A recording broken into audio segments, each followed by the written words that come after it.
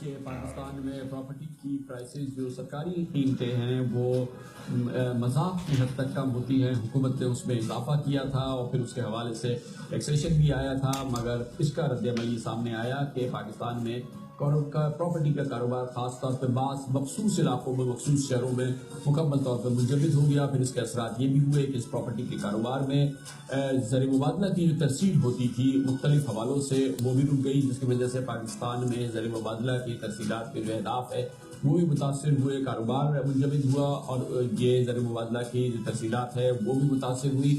اب حکومت نے فیصلہ کیا ہے کہ اس کے لیے ایمنسٹی اسکیم لائی جائے اور اس کے لیے آج قومی اسمبلی نے آج انکم ٹیکس ترمیمی بل 2016 منظور کیا ہے، جس کے ذریعے ریل اسٹیٹ سیکٹر کے لیے امارات کی منظوری دی گئی ہے. اب جو فیصلہ ہوا ہے اس کے تحت 3% ٹیکس دے کے جائیداد کو قانونی بنایا جا سکے گا.